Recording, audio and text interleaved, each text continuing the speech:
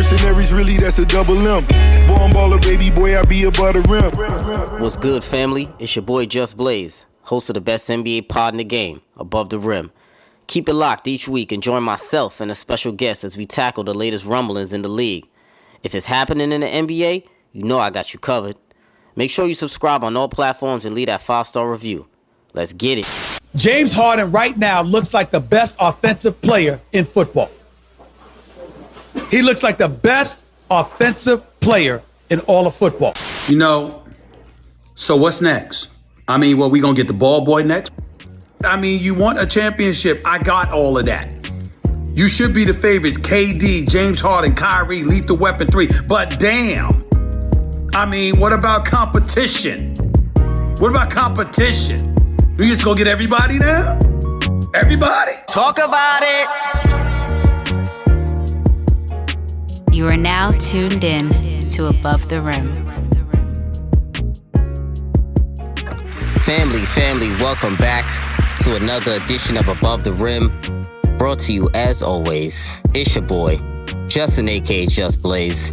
Family, you know the drill. To get in contact with me, you can always hit me up and follow me on Twitter at JustBlaze_513. On IG, it's at JustBlaze513. On Facebook, search Above the Rim Podcast. Email the show as well.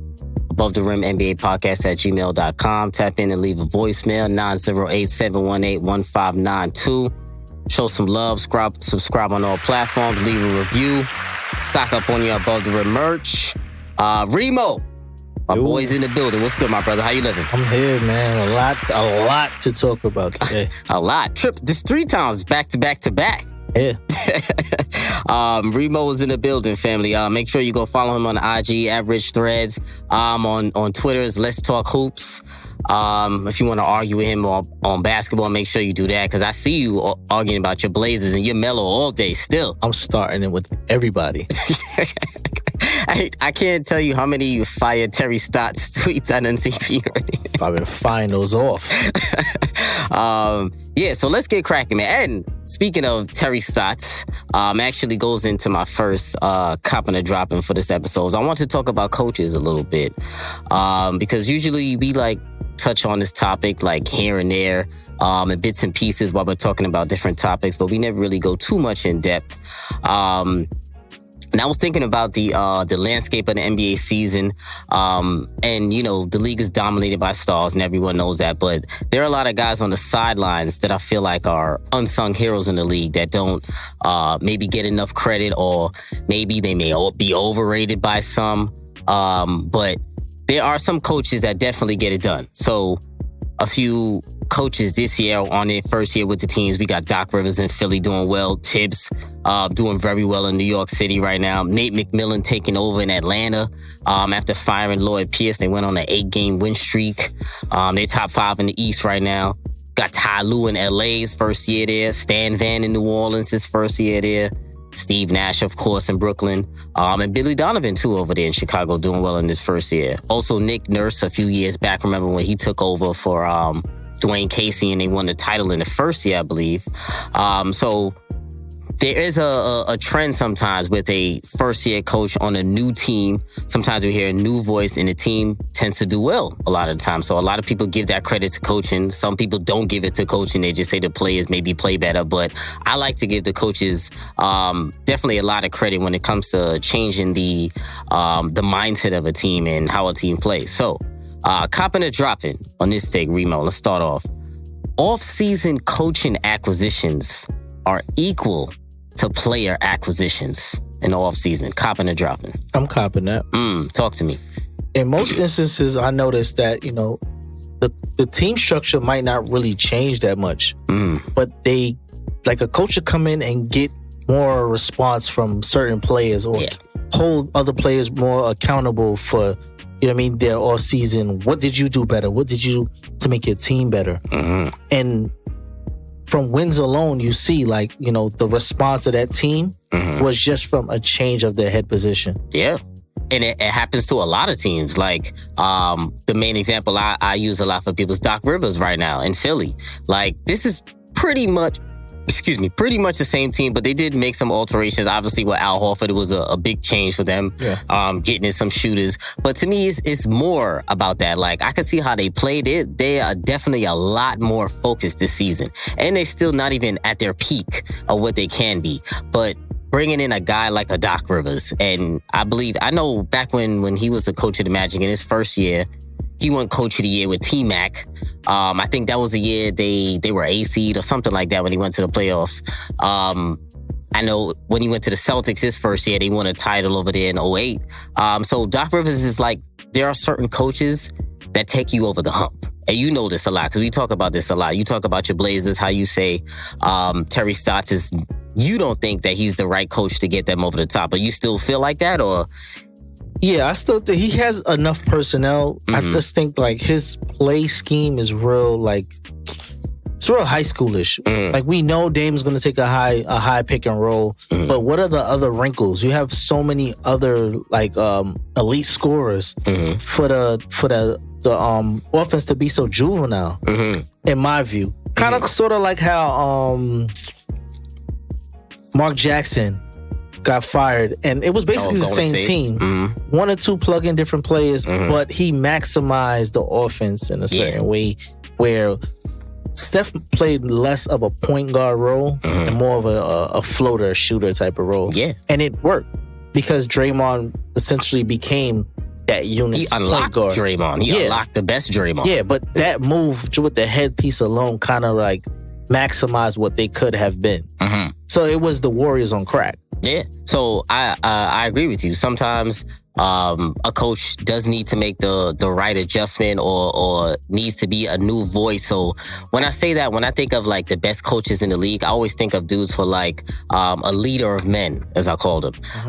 So there are only a handful of coaches in the league who are like leaders of men. Tibbs. Tibbs, a leader of men, like a grown man that can tell other grown men what to do, hold them accountable, and they'll be cool with it. Yeah, because it's hard to do. I mean, these guys are stars in their 30s, some in their high 20s. They're making a lot more money than the coach. Sometimes they've been every guy in the NBA has been their prize basketball player of their neighborhood, their city, their state, town, or wherever the hell they came from.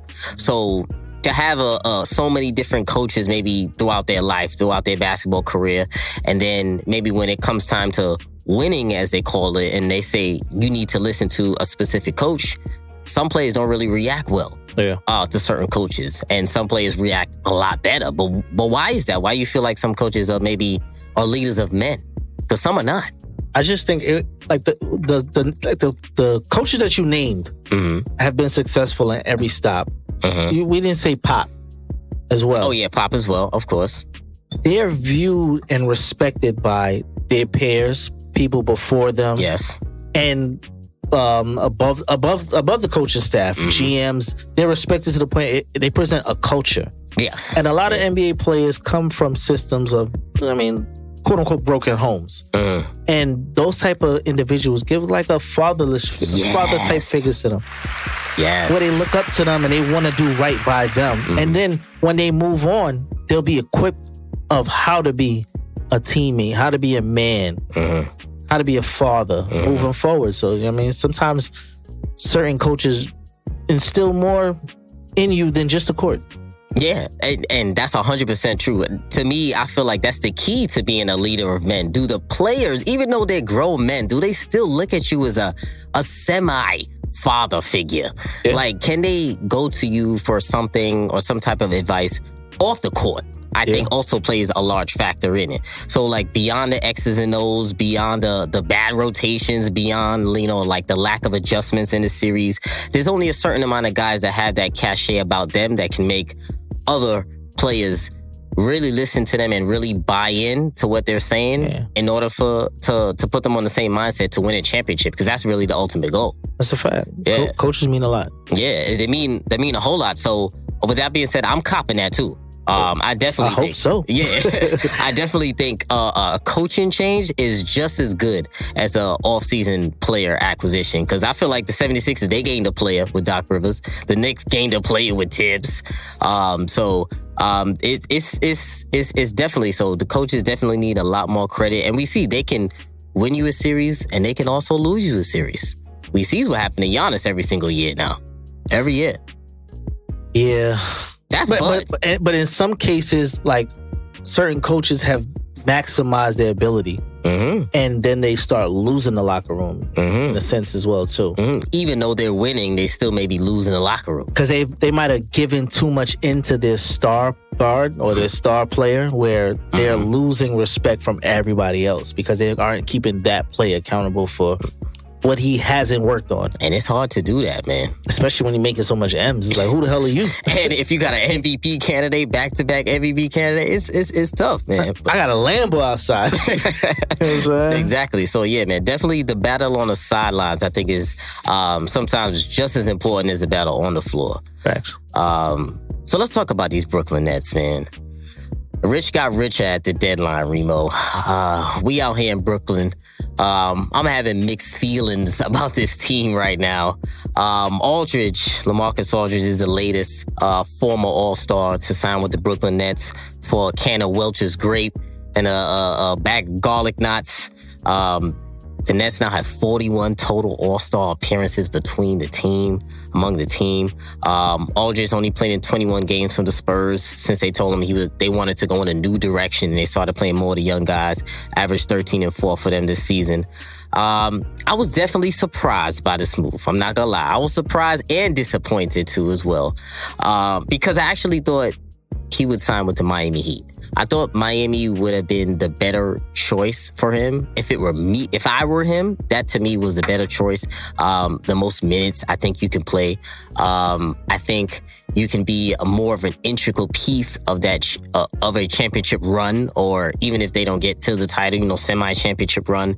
But seemed to me like he would be a perfect fit there. But he chose Brooklyn. That's neither here nor there. I was very surprised, and we'll get into why I was a little bit disappointed, definitely due to the lack of minutes and rotation. But when you heard LaMarcus was going over here to BK Reed, what was your first reactions? What were your thoughts?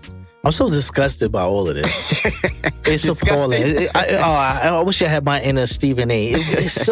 I don't see what's going on here. Like, first off, there's only one basketball. They was talking about there's not enough basketballs for James Harden, such and such and such. These guys are signing over their careers like playing the lottery right now. Anyhow that the Brooklyn Nets do not win, you might not see Blake Griffin in the league again. You might not see Aldridge in the league again. DeAndre, he got any more years left on his contract? I think one. He'll be a minimum player moving forward. Oh, after this, yes. What's the longevity of this move? So it's either win or bust. Yeah. And it's musty that D'Antoni trying to get her. Oh, I can't stand. I can't stand him. I can. Well, we both got the same level of can't stand this. It's nasty out here. And poor Chris Paul. Chris Paul. Wow. They shunned him from joining up with Kobe. Yo, shun that deal. Rest in peace.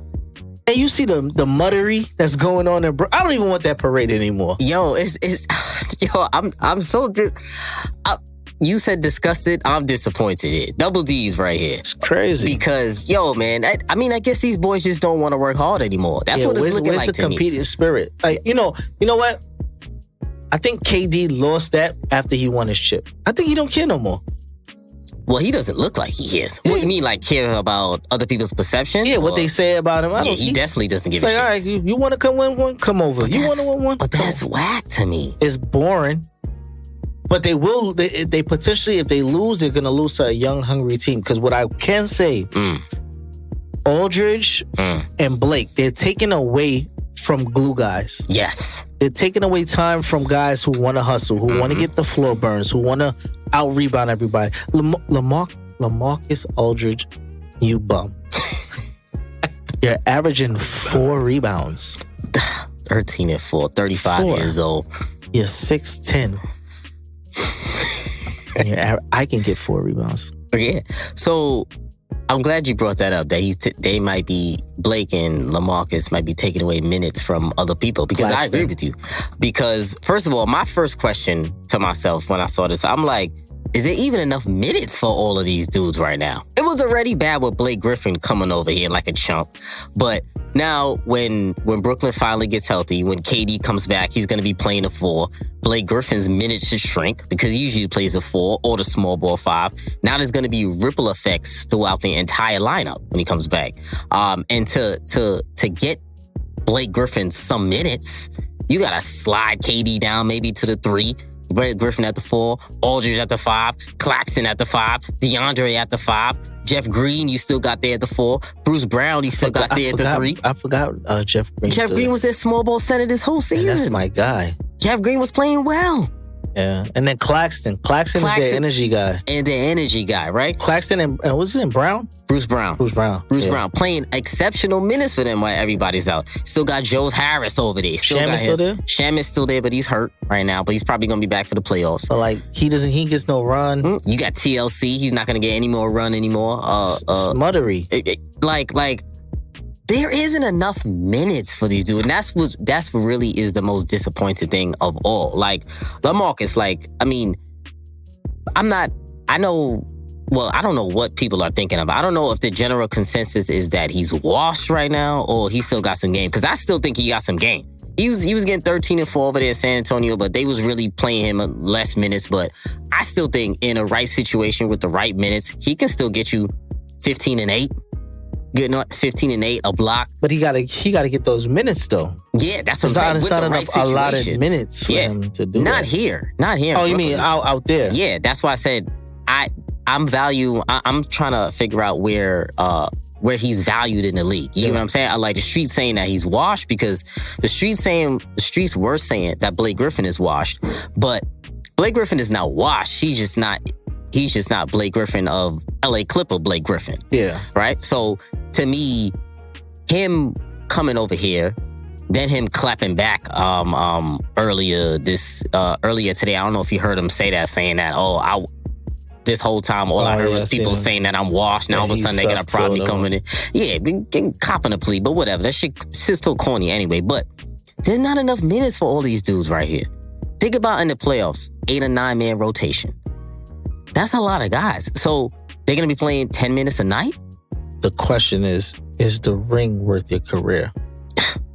And now you're a minimum player going forward now. Because what are you really going to contribute meaningful? You can make a meaningful play here and there, meaningful moments here and there, but you won't have the numbers to justify a better contract. We've seen this last year. Where's Philly Cheese? Where's Philly Cheese? Where's JR? Chip Cheese. It's over for on them. the couch. It's over. They signed up for a chip and dip, right? It's really, but what would be crazy is if they don't even get the chip. What is it? Is it worth it? Yeah, Was it worth it? It's still the same. People don't even want Drummond. They said Drummond was a throw-in anywhere he went. Yeah, which was ridiculous. He just came off a $28 million contract. And now he's making the veterans minimum, which we're going to talk about. They said the league's changing, but yeah. I mean. And it's crazy now, looking at the fit with Aldridge and Blake, honestly, I'm going to keep it a buck. I don't like any of their fit with the Nets, really, because you alluded to it earlier about they're going to be taking away minutes from hustler guys like Bruce Brown, Nick Claxton, who should probably get some more minutes. DeAndre Jordan could still give you good production in 15 to 20 minutes, but a lot of times they were using Jeff Green at the 5, and he was playing well. Mobile, vertical, versatile. Yeah, he could dribble. Yeah, so now you put another offensive-minded player out there, LaMarcus Aldridge, non-defensive player who needs low post touches. He can still step out and shoot a 3, but he still needs low post touches. So are they gonna give him a few touches every now and again in the low post? You mean give him a little candy? I don't see that offense even working in that favor to do that, because between Harden and Kyrie, I don't see them saying, all right, let me dump it down. That's what I was getting to. Which one of those dudes is saying, a D'Antoni led offense dumping it down to Aldridge? And a D'Antoni offense with with LA, who's a mid-range shooter. Mid-range? His specialty is mid-range shooting. Come on Blake now. Griffin's specialty used to be mid-range shooting, picking pops. We've heard this formula before. Mid-range don't work with D'Antonio. I don't understand. And don't give me this shit about Steve Nash is the coach. D'Antoni is the coach of that team. D'Antoni 100%. played. No, Steve Nash played under D'Antoni. And Amari Stoudemire, the other That's a assistant fact. coach. That's a fact. Jacques Vaughn was the interim coach last year, but he don't really hold no weight over there. He's just a defensive coach or whatever. They want to give him the title. He don't really hold no weight. He didn't do bad though. He didn't do bad. He didn't do bad at all. A shot. But in right now in this coaching hierarchy in the Nets, he don't really hold no The weight. regime. Yeah. So you got D'Antoni there, Mr. Lack of adjustments in the playoffs. I mean, we expecting Steve Nash to go against Doc Rivers for adjustments or coaching game plans. Like, it's still, to me, it's not a foregone conclusion that Brooklyn is going to the finals, to me, in my mind. A lot of people have them as a shoo-in to go to the finals. I still think they can be beating the playoff series, me personally. Who's the alpha there, though? Who's the person who gets upset that rallies the troops together? I'm damn sure not listening to Jordan. Shut your ass up. I'm not listening to him. I'm just saying, when the faces start frowning, who's going to gather the troops on that team? That's a damn good point. You asked me that and I was silent. I don't see anybody. Who is the alpha on that team, bruh? Who you going to go to, Blake? DeAndre Jordan ran away from Dame thinking he was going to get a ship. Yeah. Went to Pop and he wanted to get out in a year. He made Pop change the offense that been working for years so he could stop crying. You know how you're asking who's the alpha on this team? What does that say about KD? That he is now automatically the alpha on this team? So, man, I don't like that. It's more than just putting the ball in the basket. Like, to be the leader of men, like a PJ Tucker, can't outscore nobody, but people respect his demeanor. They respect his message when he comes out and he's asking for everything. You have Draymond Green, certain people, like, they just want them on the team for that purpose. Yeah, for leadership. And I don't see that in anybody. Yeah, and you talked about alpha. Maybe it's because he either doesn't want to, or maybe he can't be the alpha of a championship team. And that's disappointing to me, talking about KD. That's Damn, very maybe he just disappointing. won and he just don't care. I mean, I know it's different. He did say he wouldn't be playing basketball forever. He want to retire early. Yeah, I mean, I know this is a different day and age. I guess cats don't want to get it out the mud as they used to. But to me, when it's all said and done, KD is going to be compared to the greats, the top 10, top 15 players of all time. Each one of those players were leaders. Every one. Yeah, I guess. But I think leadership comes in different roles. I don't really like to compare the two because, you know, But like, just in terms of leadership, I'm saying, to me, he's missing that aspect of an all-time great. Not that I'm not saying he can't be a leader, because to me, I was all on board for KD being the leader, the alpha, all of that this season. And now I'm just like, it's just overkill to me. see, the best player to me doesn't have to be your leader. No, he doesn't have I just to be. need somebody in that moment to stand up. But it's not like he's surrounded himself with a bunch of leaders. He's surrounded himself with a bunch of like-minded individuals. He's just the best player. Yeah, he's surrounded himself bunch. with dudes like him. Like, to me, I think Kyrie might be the biggest alpha on that team. But Kyrie's a loner. He doesn't want to be the alpha. He doesn't want to be the leader, the galvanizer for somebody to galvanize the troops. So they still don't have that vocal leader. I guess it is DeAndre Jordan, to be honest, because he's the most vocal on that team. Yeah, I guess. He is. I'll tell you one He thing. might be. This might be the biggest, largest epic fail in NBA history. It's going to be bad. It's going to be bad, man. It's going to be bad. They need to play their asses off right now. And hope, when is KD even coming back? Because I know they talk about it's the hamstring, but it's looking a little shaky. Maybe that's why they need all these reinforcements. Yeah. Maybe it's the Achilles and they're not telling us. I hope not. Me being a man of plenty injuries, I've dealt with, sometimes you compensate on the other foot. So he might be dealing with something wrong with the other foot. That's true. Because the one that you're rehabbing is the stronger foot now. Yeah. I can't think off the top of my head which leg he actually jumps off first. Maybe right or left. But Yeah, but you might be right. He's probably overcompensating on the other leg for it.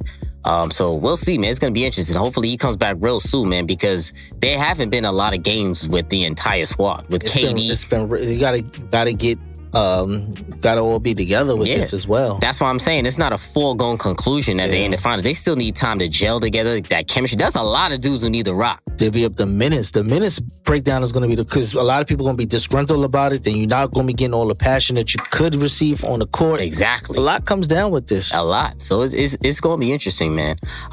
Let's talk about the Lakers, man, because that was the other big buyout in association. Big boy Mr. Drummond went to the Lakers.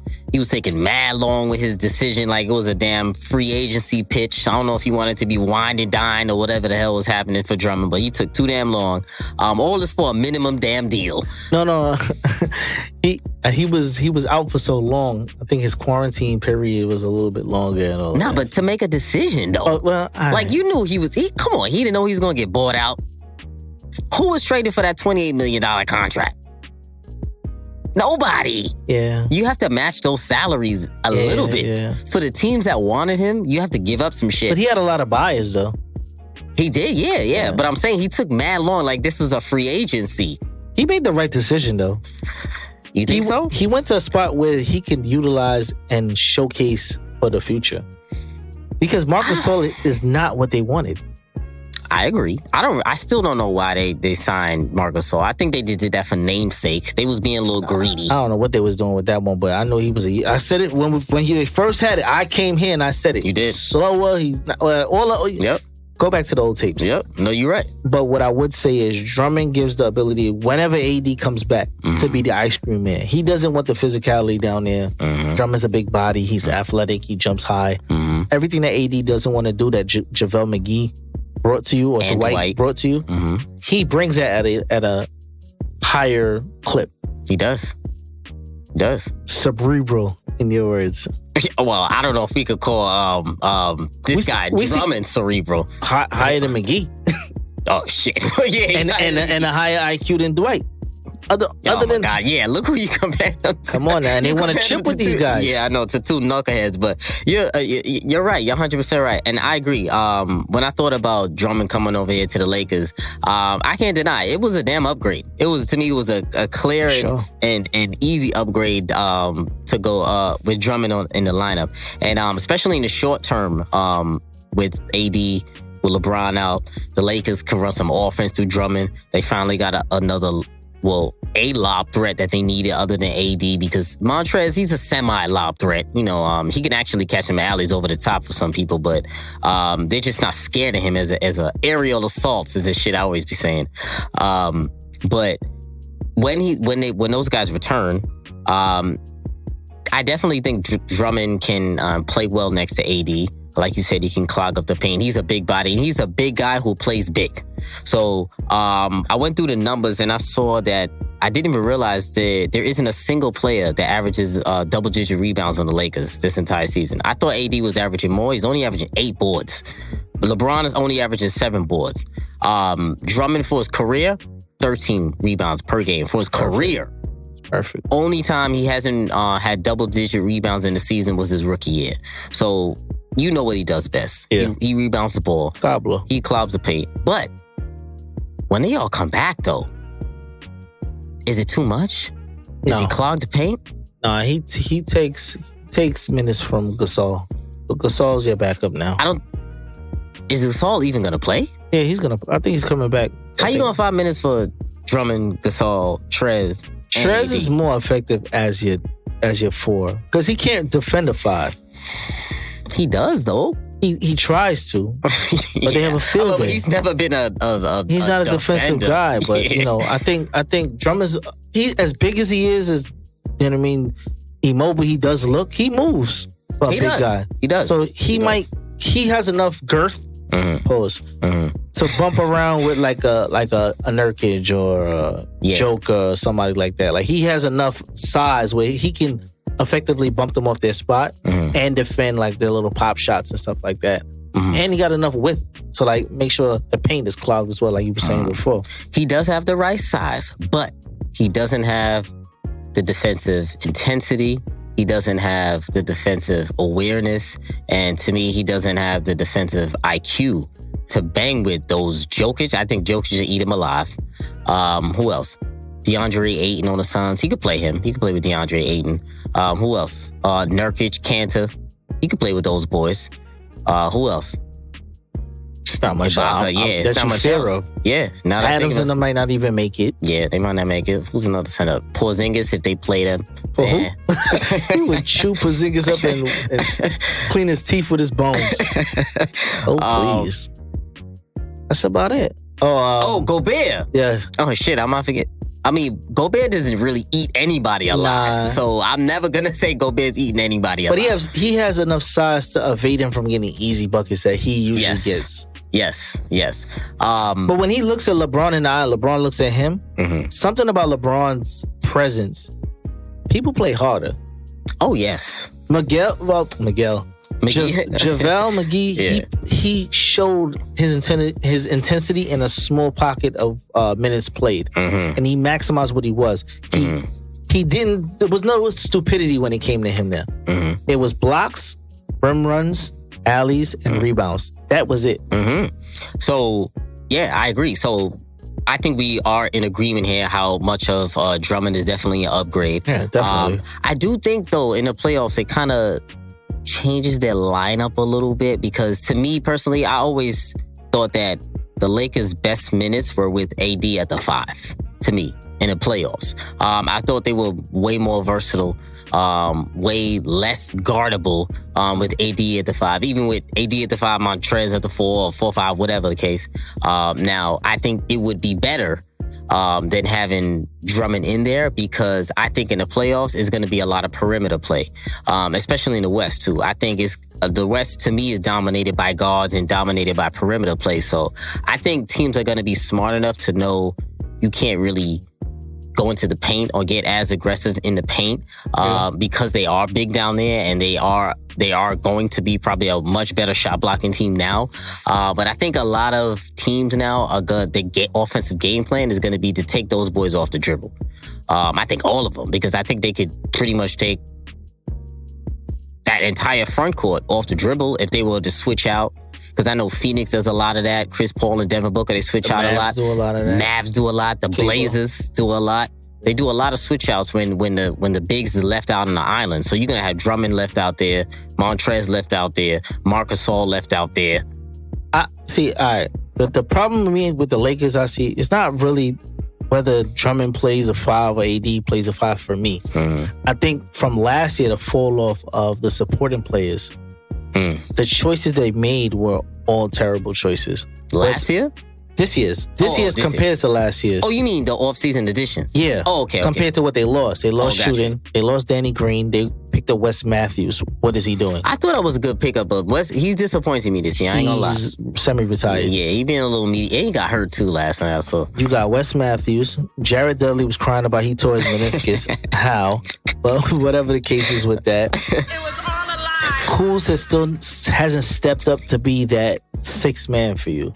That off the bench present where you know you're gonna get it every night. He's so spotty, man. Yeah, the Morris twin. I forgot he was there. Hold on, that's too many guys over there. Damn. There's a lot of plays that hasn't panned out for them. Dudes. The young kid, he stepped over everybody. THT. Yeah, he's kind of taking shine away from the Kuz. First of all, it's going to have to be 3 of those dudes can't play in the playoffs. A few of these Lakers that have been playing this season is not going to be able to play. It's not going to be enough minutes. Just like the Nets. Not enough minutes. Still got Caruso, he should be playing. Schroeder got to play. KCP definitely playing. Yeah, but, LeBron going to be playing it too? You got LeBron at the 2. And that depends on what type of conditioning LeBron's going to be in. For real? Coming into the second half. Well, LeBron at the 2, leaving LeBron on the island. Listen, a couple of boys is taking LeBron off the dribble. The young boys don't care no more. You crazy. Devin Booker don't care about no LeBron. He don't care about him out there. So let's talk about those trade deadline deals, man. Let's talk about any teams, if their stock has risen after the deadline. Let's go over some of these deals. We got to start off in South Beach, Biscayne Bay. Project Pat Riley, man, with the steal of the deadline, in my opinion. definitely they got the A for the trading deadline. They got Oladipo. They got Trevor Ariza. We were talking about this earlier in the show. How do we say that? Big Elita. Michelita. I don't even know his first name. We were getting this shit wrong.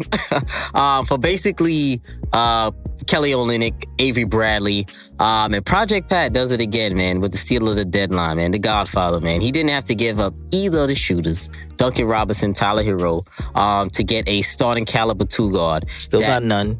Still got none. Still got the Dragon. Still got all of those boys. So he's definitely, to me, talking about Oladipo, he's definitely what the Miami Heat needed. I think he was their number 1 target at the deadline, him and LaMarcus Aldridge. And Aldridge, unfortunately, didn't come, but Victor Oladipo, he did get. And he's what they needed, man. They need another defensive wing that can create their own shot, that isn't afraid.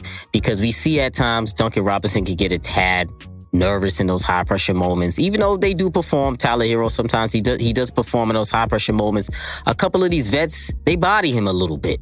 They definitely don't do that to the Dragon. You're going to have another guy who's respected amongst the referees and respected amongst those vets, especially in the playoff series, and can definitely get you 20 a night. And if you look how Oladipo's been playing, even though he hasn't been the greatest on Houston, he still was getting you 19 a night on Houston. So I love the pickup of Oladipo to the Miami Heat, and I really think the Heat they're gonna give the East some problems in the playoffs, man. I can't deny. I really like how this lineup is now shaking up with Oladipo. Talk to me. What do you think about that? I think Oladipo was kind of what they needed. Mm-hmm. They needed somebody to alleviate the pressure off of Jimmy. Our boy Jimmy. Mm-hmm. Because Jimmy kind of, you seen him get burnt out towards the end of the season last year. He did a lot last year. It was a lot. It was heavy lifting. So I didn't think he had like the space in order to take a game off productive wise. Mm-hmm. And, Victor over there, quiet as kept, he's averaging 20 this year. Humbly. And he's not really doing it where it's looking like he's overshooting or he's... Not at all. I mean, so I like it. And I think Pat and his system down there in South Beach kind of maximize the best out of these players. Yes. He makes sure that they're in shape. The weather's good. You always talk about that body fat. Yes. Melo was supposed to be down there, boy. Listen, man, I don't know. He looked like he could have kept it up down there too. Yeah, he's slim Melo. But I like it, man. Yeah. Bielitsa, he's a stretch 5. I really wanted them to get kind of like a bruiser bumper 5. I know, that's what I to wanted. go next to Bam. Yep. That could have been a Drummond, but they chose the sucker route. Mm-hmm. But I still like the pickup. It was calm. Bielitsa, I don't think people were really checking for him, but or knew what he was capable of, being that he was in Sacramento. But he's a shooter, and he's a big body. Yep, and he could give you a nice, strong 10 to 15 minutes. Give me 16 points. Yeah, I'm decent with that. Yeah, that's good. Listen, they had Olynyk in there playing in that role that was And guess what? He shoots better than Olynyk, and Olynyk had the green light to fire. And he had Myers Leonard over there doing that same thing. Miles is still there? Nah, he left. He's gone now. They traded him to OKC, and then he got released, and he's done. He's at the league? Yeah, he done. Sheesh. You know what he did? He's a rap for him. He got paid. He got paid. And yeah, you know what's crazy? The best thing about this deal is that all 3 players that Project Pat acquired, they're all on expiring deals. So if it doesn't work out in the season, you can let him go. You don't have to give Oladipo the big contract that he wanted. You don't have to. You're not indebted to him. And if it works out, then boom, you got his bird rights. You get to re-sign him. And you get to go over the cap, and it's good money. It's good business all around for the Project Pat to me. Absolutely. A phenomenal deal. He won a deadline for me. Let's talk about the Celtics, man. So they got Evan Fournier, Mo Wagner, Luke Cornett. We talked about this in the group chat. I like the Celtics moves. I know Rima and Damo were a little shaky on these moves, but I love what the Celtics did. They didn't do everything that they were supposed to do. They definitely should have got a rim protector, in my opinion. A rim protector or a better lob threat, because they do have Robert Williams there. He has been playing well, a lot better lately. But I'm satisfied with this for Evan Fournier, because I think I know it's not a sexy name, Evan Fournier, but I think people are sleeping on his pickup, man. For Orlando, he averaging 19 for the season. He can score. He can get you 15 to 20 all night. I'm not sure if he's going to either come off the bench or he's going to start from Marcus Smart, depending on how they do that. But they needed some more scoring off the bench. When Tatum was out or Brown was out, the offense kind of suffered because Kemba, is a little bit shaky this season. One day you get a 20 to 30 night Kemba, then one night you get a 5 to 10 point night Kemba, which we need him to step up. Come on, Kemba, we rooting for you. But Fournier gives him extra insurance, and I think the Celtics top 9, because they're only going to go 9 deep in the playoffs, I think it could match up with anybody. I like Fournier. You not feeling, Bree? I'm not a big fan of the trade itself. I'm about the trade. The trade wasn't bad. They got him for a second round pick, and they got rid of backup point guard Teagues. He got released. But all right, my problem with the whole thing, right? They didn't really need another guard scorer. They needed somebody when the opposing 4 or 5 looks across the court and they see Williams. Tice is going too, right? Yeah, Tice is on. I didn't like that. That's the part. Whoever's there is baby food for me. Robert Williams. He's not respected, of what I'm saying. Yeah. He's not respected. In a 7-game series, I'm like, we're going to go after him. And we're going to take his young deficiencies away. I agree. And that's who we'll target. And they didn't plug in the system for that. Yeah. And my problem with the Celtics, they've been playing checkers, not chess, with these picks for so long. They never cashed in. And now what is there left? He's been holding on. Danny Ainge's been holding on to those picks for way too long. Didn't he? I don't know. I don't know what to call it, but I just know it's not enough for me, per se. That's fair. Because I definitely could see your reservations. Because I do agree to some degree, but I think they can overcome that. But to me, it depends who they play. Like we was talking about before, the coaching staff might have maximized what they can do for this unit. I was thinking of me, Brad Stevens, right? He's a great coach. He gets X's and O's. He gets the best out of players that you don't expect much of. But when you have players that average 20-something effortlessly, you need the next thing from them. And I don't know if he's bringing that out of these guys. So that might be the switch that they really need rather than a major trade or anything like that. Brad Stevens is one of those coaches that is a master of doing more with less. Yeah. But when he has the most talent, he isn't necessarily the best coach. To bring you to the finish line. To bring you to the finish line. Kind of like the Nets ex-coach. Who? Before they brought in Steve Nash. Jacques? No. The one before him. Oh, Kenny Atkinson. Yeah, He was doing amazing with limited amount of talent behind him, but he was getting them. It looked good, but it wasn't enough to officially do something. Yeah, definitely. I agree. So they I like Brad Stevens, but I wouldn't be opposed to them finding another voice if they lose in the first round, because I'm not going to like that. But we'll see how that goes. Who they should go after, just throwing it in the air. This offseason, they should go after Miles Turner. They've supposed to go after him for 2 years now. They've been talking to Indiana about that trade for so long, and they still didn't get it done. That's why it is Ainge's. That's why Ainge should be on the chopping block if they lose poorly in the playoffs, because he's who they need to get, and he was there for the taking. Yeah, and now Sabonis is kind of unobtainable for them. Yeah. They can't get no Sabonis. No. Their best bet would have been to get Miles Turner. He was available. Yeah. And they didn't. So Danny Ainge definitely fucked up on that, 100%. Let's talk about the Bulls, man. So they made one of the biggest splashes in the deadline. They got a lot better. They traded for Vucevic. They got Tice. They got Aminu. And they got Javonte Green from the Celtics.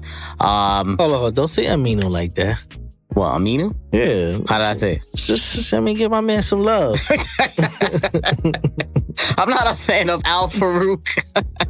He's not better than the Prince. That's Damo guy. That's Damo's guy, Al Farouk. But yeah, man, the Bulls are making moves, man, and I love to see it. They definitely made a move to go in the next step, a step in the right direction. Pairing Vooch with their all-star Zach LaVine. What'd you feel about this move, man? What'd you like about it? Or didn't like? Free LaVine, man. Free him? Still? Free him. You don't think they helped him out a little bit and made him feel a little better, but Vooch? It's a Band-Aid. It's cute, but it's like he brought a loser to a loser situation. Put my man on the big stage, man. I get it. He's been able to highlight his skills in Chicago. Who, Levine? Yeah, Levine. Everybody in Minnesota should go hang themselves now for letting him go over Wiggins. Yeah. I seen it, but they didn't see it. And this is after a tour in ACL, right?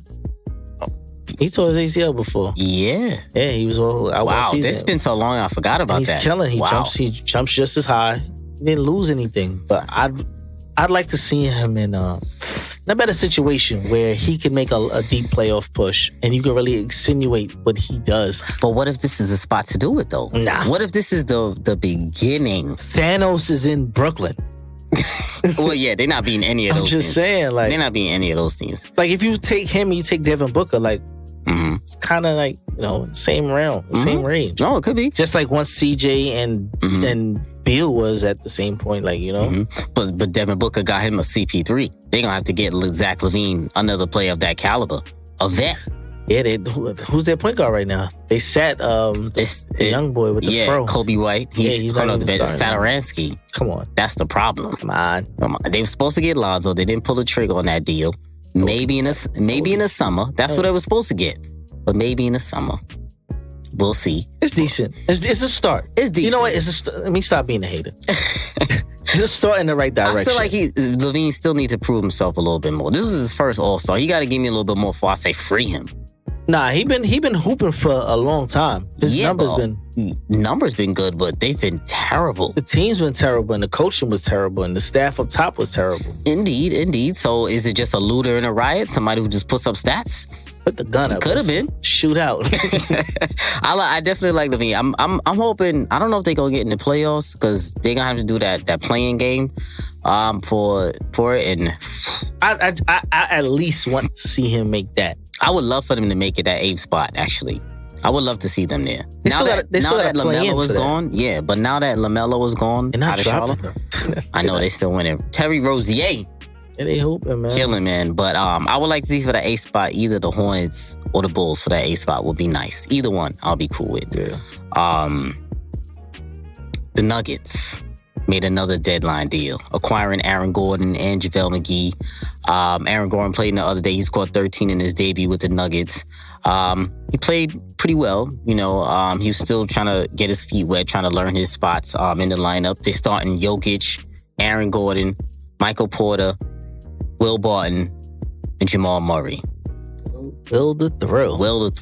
I'm going to ask you, is that a championship team right now? On paper, it looks amazing, but those guys are such frauds. As high as the mountains are, is as high as they're going to get, and that's it. They're going to fall right back down. I just think it's a logjam over there. It's too many players that do the same thing. There's a lot of... They still got Millsap over there. They still got my man... Millsap is over there. Bobo. Yep. Still can't get no burn. You're not giving these players no growth to be... Michael Green getting a lot of burn. Yeah, to be what they can provide to this team and accentuate, really showcase their abilities. There's so many players. You can't get in the groove. Mm-hmm. And they're trying to theoretically replace Grant's production from last year, which was just high energy, high motor. Exactly. And you know what? Why Jeremy Grant fit in so well? Because he didn't require touches. Exactly. He was highly skilled in his role and didn't require any touches or any plays run for him. Nope. He got it off the break. He got off the bounce. He got off the rebound. And took the responsibility of guarding the opposing team's best wing defender. Yeah. And played it well, too. Yeah. He was guarding LeBron that whole Western Conference Finals, and he played well. Pretty boy Porter, he's not doing that. Oh, he plays zero defense. Yeah, he just want the rock. He want to do his jab steps. Zero defense. Yeah, I don't see where it works. Joker could put up 40 and 20, and it's not going to be enough in a 7-game series. Murray shot his loadout last year. Do you think, I was asking a couple of people that, do you think Murray peaked in a bubble? He might, how they were saying, people benefited from the bubble being so intimate, no crowds and all of that. I think we've seen the best he could be in it because it was the first time seeing that. Yeah. And now that everybody was able to adjust and home that quietness, everybody's the same. I agree. I agree 100%. I think he definitely was one of those players who was boosted by the bubble. Like guys like him, Tyler Hero, I think was boosted by the bubble. I think there were a couple of guys, I'm forgetting who else, a few people that were boosted by the bubble. But not saying that he isn't nice, because he is, of course, but putting up those 50 each night in the playoffs. I don't think he's going to do that this time around, even though he is capable.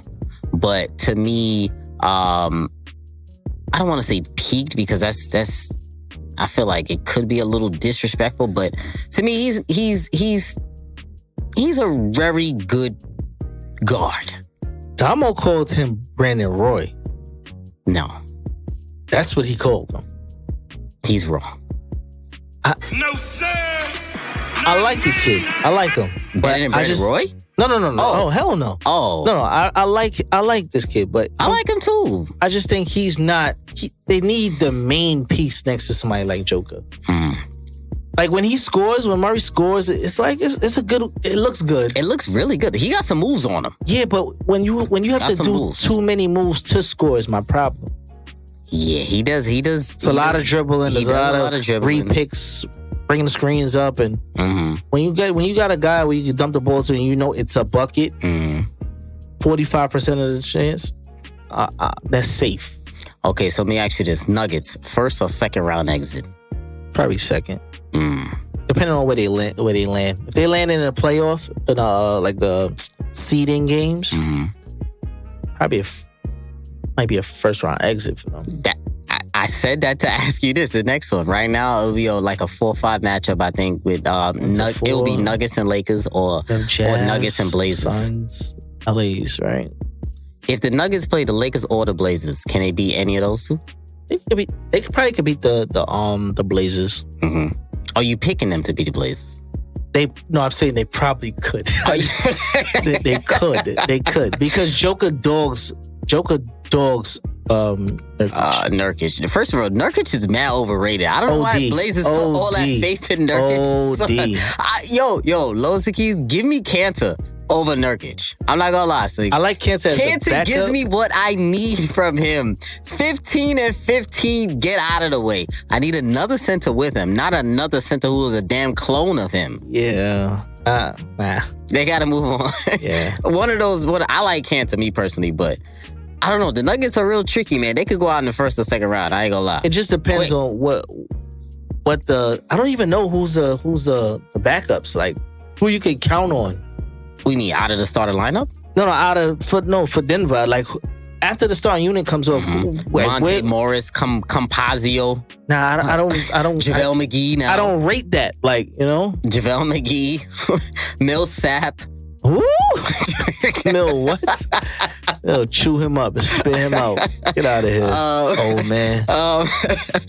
Yeah, let's go to the Clippers and Hawks, man. They made a deal, man. They swapped up Rajon Rondo for Lemon Pepper Lou, man. This was an interesting trade. It was a little weird, but Lou was considering retirement because he didn't want to play for the Hawks. He didn't want to play close to Magic City and all that. He tripping. He lying. But the Clippers got their point guard that they were fiending to get a point guard since last year because they felt like the offense wasn't good enough with Beverly, Reggie Jackson, with Paul George initiating a lot of the offense, so they needed another creator. But swapping out Lou in Rondo, do they get better? All right. It's tough. They get better because they needed a floor general, somebody who was gonna leave PG accountable for himself, and that's what playoff P. If Rondo can't unlock playoff P, there is no playoff P. I don't want to hear the name anymore. It's disgusting at this point. Pandemic P. But what I would say is they lose because it's less scoring. They lose a lot. Lou was getting 14. I know he wasn't the same Lou this year. I think he was just disgruntled with the situation. His boys was out. Montrez. Yeah, they dipped, and it wasn't the same feeling. And he was like the last regime of a But I like Rondo. I like Rondo a lot for what he brings to a team. And what we was talking about earlier, accountability. He keeps and makes sure he stays and plays faces. So he will get everybody in the right spot and what they need. And Steve Ballmer's paying all this money to these players. It's no excuse now. You have a former champion who is coming here just to take you over the hump. If it doesn't work now, might be time to break it up. I I'm like indifferent about the deal. Like, they got better, but they also got worse to me. I can see that. To me, it was a lateral move. If they could get Rondo without giving up Lou, like if they would have gave up Beverly and a pick or something, I think it would have been a clear upgrade. But to me, they let go of a piece that I feel like they need in the playoffs. And I don't see how they're going to replace a Lou Will. Lou Will is a closer. Yeah, because Paul George can close at times. Kawhi can close. But who are they relying on off for that bench production? Luke Kennard? Terrence Mann? You know what? One issue that I do have with them is, when it comes to passing, like PG and Kawhi, they don't let the ball rotate during the last 2-3 minutes of the game. So what is Rondo's role if they're not going to give up the rock and let him orchestrate the offense? And I wonder if he's starting too. Because if he's starting, it's less ball handling for him. Yeah. I'm not crazy about it. Who's the coach over there? Ty Lue. It might be the coaching because you didn't utilize or put Lemon Pepper in the best situation to maximize what he does do well. Put the ball in his hand. Let him run the second unit. Yeah, but sometimes Lue is a liability on defense at times. So, but that's why I liked Lue with Rondo. You know what I'm saying? Yeah. Okay. I can see that. Yeah, not either or. Not to me. You can hide one. Not to me either or. I'm still leaving Rondo open. I don't care if he made a few threes last year in the bubble. I'm still leaving him open in the playoffs, and that's going to be maybe an offensive liability at times. Could be. So I don't know. I don't feel like they got better. I just feel like they made a lateral move. I can say it's a lateral move. I can agree with you with that. So I don't know. The jury's still out. Last one, Blazers and Raptors. They made a real interesting swap. Swap Gary Trent, my boy Gary Trent, and Rodney Hood. I call it Rodney. That's the first time I said Rodney Hood. Usually I say Rodney Suburb. Usually I'm in the crib. But and for Norman Powell. Is this really an upgrade? I'm going to start here. I don't know, man. I'm not really crazy about this deal for the Blazers.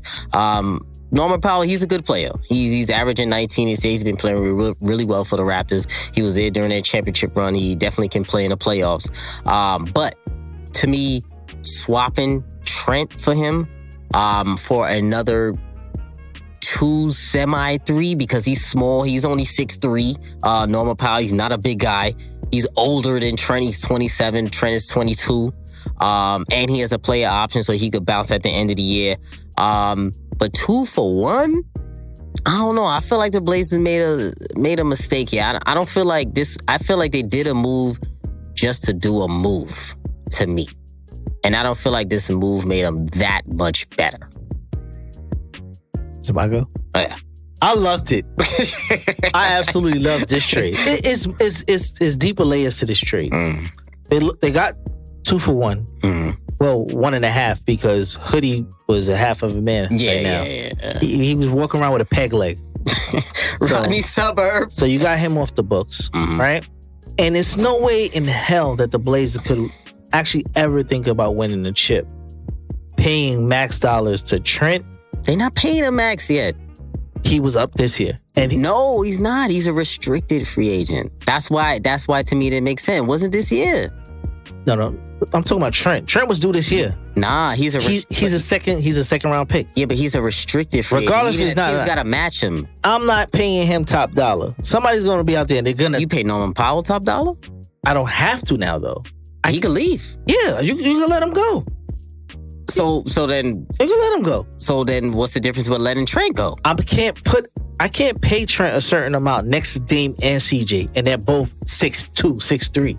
It's not going to work. Norman Powell's 6'3". I don't have to pay Norman Powell is what I'm saying. Norman Powell scores better, more efficient, defensively better. He's more athletic at the rim. He finishes better at the rim. Gary's not a good, he hasn't been a good defender this year. I disagree. Terrible this year. I disagree. He's rated one of the worst defenders this year. Period. But he gives good energy, gives good hustle, good sounds instincts. Good. It looks good. It sounds good. But on paper, like Trent, it wasn't. I like Trent. He helped them keep them afloat, but he struggled going back into his role as a sixth man or seventh man or whatever he is in the rotation. That's the part that's bad. And then he doesn't pass. Who on the Blazers pass though? But he doesn't. He can't. He can't. Come on. Can he create his own shot? Can he create his own shot? Sometimes, yes. He has one. Can hit you with a little. He has a right hand, and that's it. It ends there. Does he get vertical at the rim? He can. He's not dunking at times, but he's not dunking over anyone. He's not dunking on nobody. No, exactly. So you acting like he's unathletic. You acting like he's Gallinari going to the lane. So now, if you bring in a player that's more efficient, shoots better, finishes better at the rim, more efficient. Period. Well, he takes easier shots. His numbers. Gary Trent takes a lot of threes. So does Norman Powell shooting higher percentage in threes? No, he is. Yeah, I think he's top 5 in the league. I think. What's the problem? Something like I don't see the problem. I'm just saying. Gary then Trent on top takes of that, wild shots. And on top of that, you still leave a roster spot open for a buyout candidate. I like Gary Trent. Man. I know you like Gary. I like Gary Trent. I think they're gonna regret letting go Gary Trent. And I think he's gonna bust ass over there in Toronto. Him and Van Vliet is a backcourt of the future. I like that. I think Raptors to me is no loss. They could give up Norman Powell. They didn't really need him because they had OG over there. They got guys. They don't really need Powell. So to me, it was no loss for the Raptors. But to me, I think the Blazers. I don't know because maybe Norman Powell he'll do good in the playoffs because he does play well. So. I like Trent. I just like Trent on that team. Because they started Trent. I mean, they started Norman Powell yesterday, and they put Jones Jr. on the bench. And that 3-guard lineup is versatile. It's quick.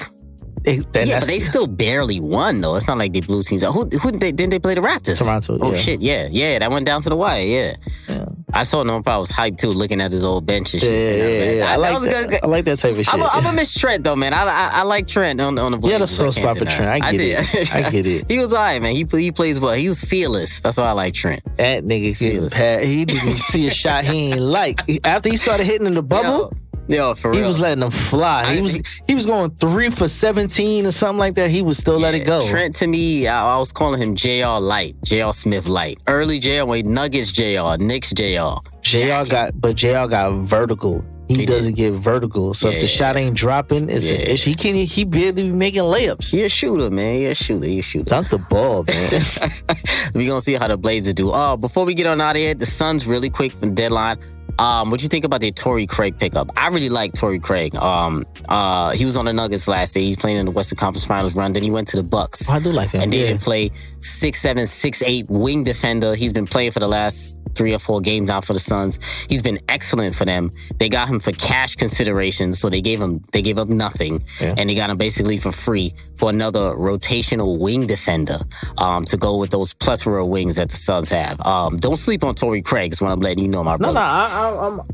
I'm aware of him. His game. He's a decent role player. Yeah, he'll good 15, 20 minutes of light. He can guard a lot of. We need him for the big wings in the West. I just think they're like one piece away.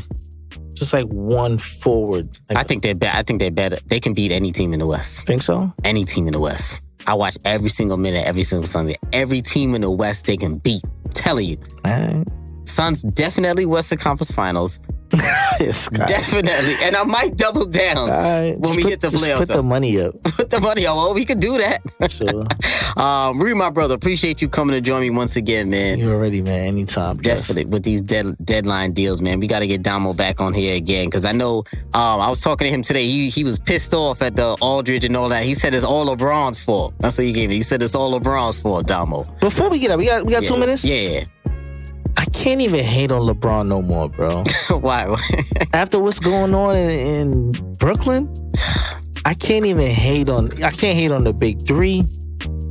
It's getting out of hand. It's nasty. It's out of hand. That's all I wanted to say. It's out of hand. I gotta tell Damo to send a voicemail because he sent me a voice note. He was hot. He was tight, man. He said it's LeBron's fault. I'm sick of this shit. But it's in Flatbush, man. We'll see how it goes. Jerk chicken on Atlantic. To be continued, man. Family, that's episode 147, and we out.